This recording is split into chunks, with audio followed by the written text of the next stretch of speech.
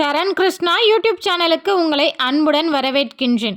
பங்குனி உத்திரத்தன்று பசுவிற்கு இந்த ஒன்றை செய்ய மறக்காதீர்கள். அது என்ன செய்யணும், எப்படி செய்யணும் அப்படிங்கிறத பற்றி தான் இந்த வீடியோவில் தெளிவாக நம்ம பார்க்க போகிறோம். நம்ம சேனலில் உள்ள வீடியோவை ஃபஸ்ட் டைம் நீங்கள் பார்க்குறீங்க அப்படின்னா மறக்காமல் நம்ம சேனலை சப்ஸ்கிரைப் பண்ணி வச்சுக்கோங்க. நம்ம சேனலில் தொடர்ந்து குலதெய்வ பதிவுகள், ஆன்மீக தகவல்கள் வந்து கொண்டே இருக்கும். வாங்க வீடியோக்குள்ளே போகலாம். மாதங்களில் 12வது மாதமும் 12வது நட்சத்திரமும் ஒன்று கூடும் நாள் தான் இந்த பங்குனி உத்திரம். இந்த பங்குனி உத்திரம் பௌர்ணமியோடு சேர்ந்து நமக்கு அதிசக்தி வாய்ந்த ஒரு நாளாக இருக்கின்றது. இந்த நாளில் கட்டாயம் எல்லாரும் செய்ய வேண்டிய வழிபாடு, முதல் வழிபாடு, முதன்மையான வழிபாடு குலதெய்வ வழிபாடு. எல்லாருமே குலதெய்வ கோயிலுக்கு போக முடிஞ்சவங்க தாராளமாக போக முடியலை அப்படிங்கிறவங்க வீட்டிலையே, இதற்கு முன்னாடி நம்ம ஒரு வீடியோ போட்டிருக்கோம் எந்த நேரத்தில் எப்படியெல்லாம் பூஜை செய்யணும் அப்படின்னு. அதை பார்த்து அந்த நேரத்தில் உங்கள் வீட்டிலையே எளிய முறையில் உங்கள் குலதெய்வத்திற்கு பூஜை செய்து கொள்ளுங்கள்.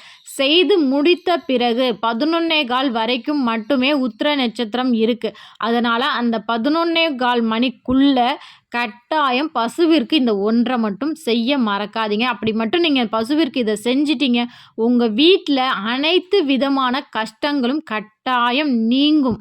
ஏன்னா இந்த குறிப்பிட்ட நேரத்தில் தான் அதிக தெய்வங்களின் பிறப்புகளும் இந்த நேரத்தில் தான் நடந்திருக்கு. தெய்வங்களின் திருமணங்களும் இந்த நேரத்தில் தான் நடந்திருக்கு. அதே போல் உத்திர நட்சத்திரம் அப்படிங்கிறது சூரியனின் ஆற்றல் மிகுந்தது, உயிர் சக்தி நிறைந்த ஒரு நன்னாள். இந்த நாளில் நம்ம குலதெய்வ வழிபாடு செய்யும்போது, எப்போதும் நம்ம குலதெய்வத்தை வணங்கும் போது ஒரு பலன் கிடைக்கும் பார்த்தீங்களா, அதை இரட்டிப்பாக பெற்று தரக்கூடிய ஒரு அற்புதமான நாள் தான் அது இந்த பங்குனி உத்திர நாள் தான். இந்த நாளில் நம்ம செய்கின்ற ஒவ்வொரு செயலுக்குமே, செய்கின்ற ஒவ்வொரு வழிபாட்டுக்குமே அதற்கான பலன்கள் ரொம்பவே அதிகம். இந்த பங்குனி உத்திர நன்னாளில் தான் லக்ஷ்மி தாயார் வள்ளியம்மை பிறந்தாங்க. அப்போ லக்ஷ்மிக்கு ரொம்ப உகந்தது, பெருமாள் கோயிலுக்கு ரொம்ப சிறப்பு. அடுத்தது சிவன் பார்வதியின் திருமணம் நடந்தது, அப்போ சிவன் கோவிலுக்கும் ரொம்ப சிறப்பு. முருகனின் வள்ளி திருமணம் நடந்தது, அப்போ முருகன் கோவிலும் சிறப்பு.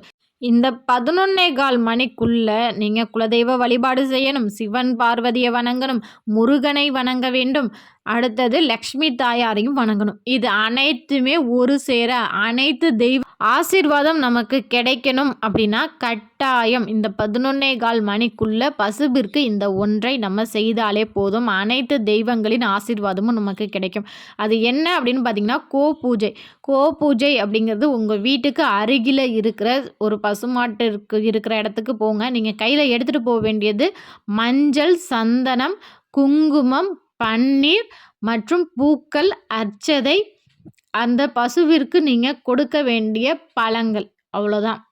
இது எல்லாமே எளிய பொருள் தான். பழங்கள்னால் நிறைய பழங்கள் வாங்கணுமா, எந்த மாதிரி பழங்கள் நாங்கள் வாங்கி கொடுக்கணும் அப்படிலாம் கேட்டிங்கன்னா பசுவிற்கு வாழைப்பழம் கொடுத்தால் போதும்.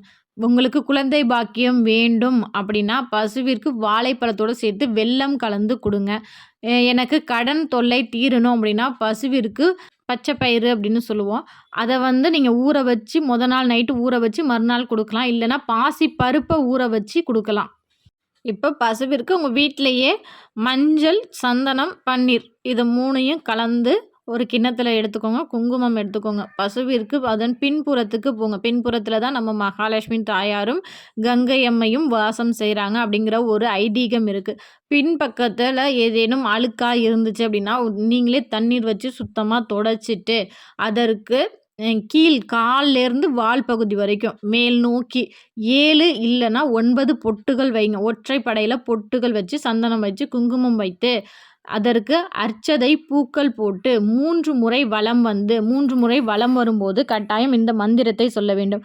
ஓம் காமதேனுவே நமக, ஓம் காமதேனுவே நமக, ஓம் சர்வ மங்களாய நமக, ஓம் சர்வ மங்களாயை நமக, ஓம் சர்வ மங்களாயை நமக அப்படிங்கிற இந்த 2 வரி தான். இதை சொல்லிக்கிட்டே 3 முறை வலம் வந்ததற்கு பிறகு பின்பகுதியை நல்லா கண்ணில் ஒத்திக்கோங்க. அங்கே உள்ள நீங்கள் வச்சிங்க பார்த்தீங்களா குங்குமம், அதுலேருந்து கொஞ்சமாக எடுத்து உங்கள் நெற்றிக்கும் வச்சுக்கோங்க. வச்சுட்டு அதற்கு பிறகு பசுவிற்கு நீங்கள் கொண்டு வந்த பழங்கள் தாராளமாக கொடுங்க. இதை மட்டும் அந்த 11:15 மணிக்குள்ளே செஞ்சிட்டிங்கன்னா அனைத்து தெய்வங்களையும் நீங்கள் வணங்கின புண்ணியம் உங்களுக்கு கட்டாயம் கிடைக்கும்.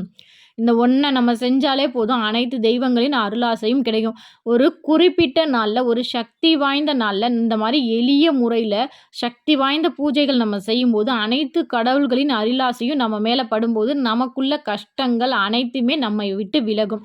இப்போ ஒரு சிலர் கேட்பாங்க, "எங்க வீட்டுக்கு பக்கத்தில பசுவே வர்றதில்ல. பசுமாடுங்கிறது நாங்க பார்க்கவே முடியாது.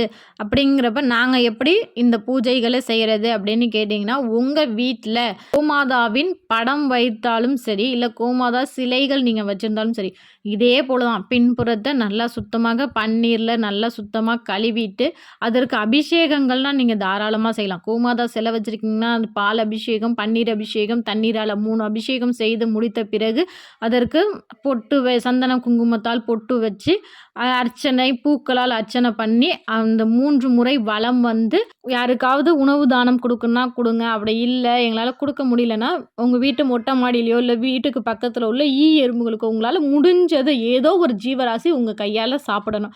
அதுக்கேற்ற மாதிரி பார்த்துக்கோங்க. இது போல் கட்டாயம் செய்யுங்க. உங்கள் வாழ்க்கையில் நல்லதொரு மாற்றம் ஏற்படுவதை நீங்கள் கண்கூட பார்க்க முடியும்.